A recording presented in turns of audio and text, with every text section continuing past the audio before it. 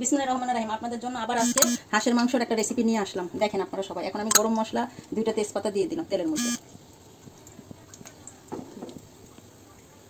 এখন আমি পেঁয়াজ দিচ্ছি। দেখ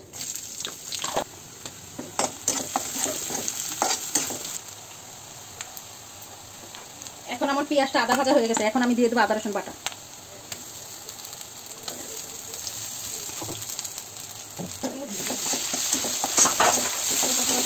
এখন আমার আদা রসুন বাটাটা একটু ভাজা হয়েছে। এখন আমি দেবো হলুদের গুঁড়া।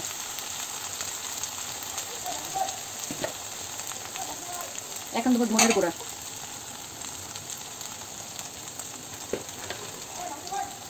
এখন দেবো মরিচের গুঁড়া।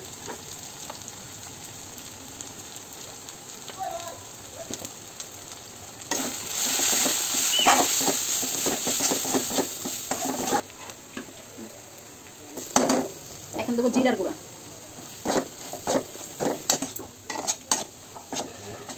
দেখেন তেলে আমার মশলাটা একটু ভাজা ভাজা হয়ে গেছে। এখন আমি একটু পানি দিয়ে দেবো।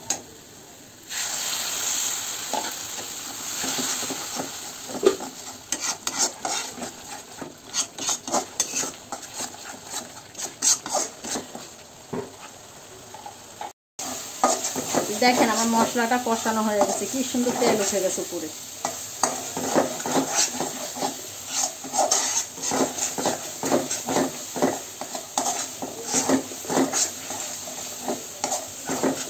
মাংসটা দিয়ে দেবো।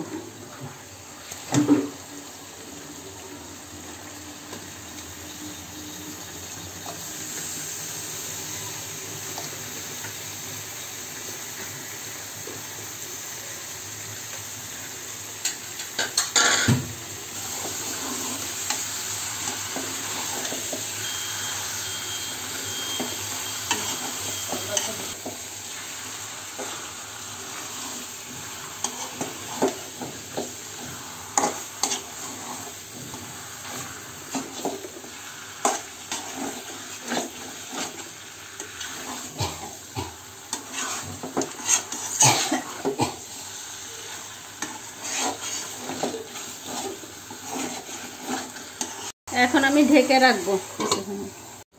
দেখেন কত পানি উঠছে আমার মাংসের তরকারিতে। আর একটা কথা, আমি মাংসের তরকারিতে লবণ দিতে ভুলে গেছিলাম। এখন আমি যে লবণ দিয়ে দিতেছি।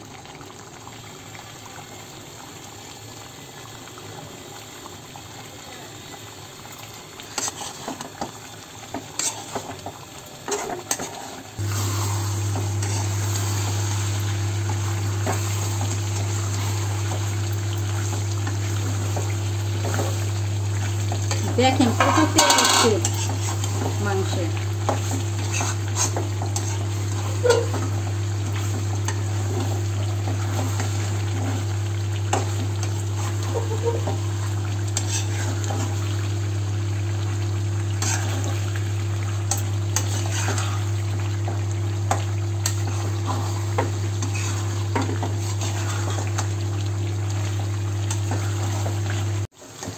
এখন আমার মাংসটা কষানো হয়ে আসছে। আমি 2টা আলু দিয়ে দেব।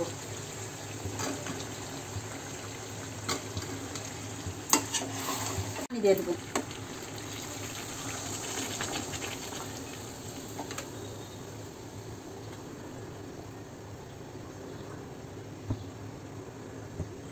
পানিটা কিন্তু আমি গরম পানি দিলাম, আপনারাও গরম পানি দিবেন।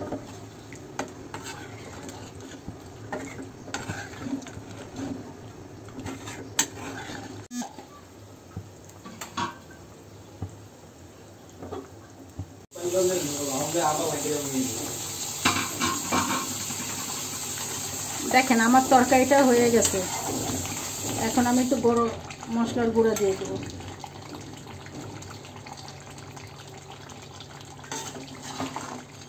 কিছুক্ষণ নাড়া দিয়ে আমি আবার নামায় ফেলবো রাখার পরে।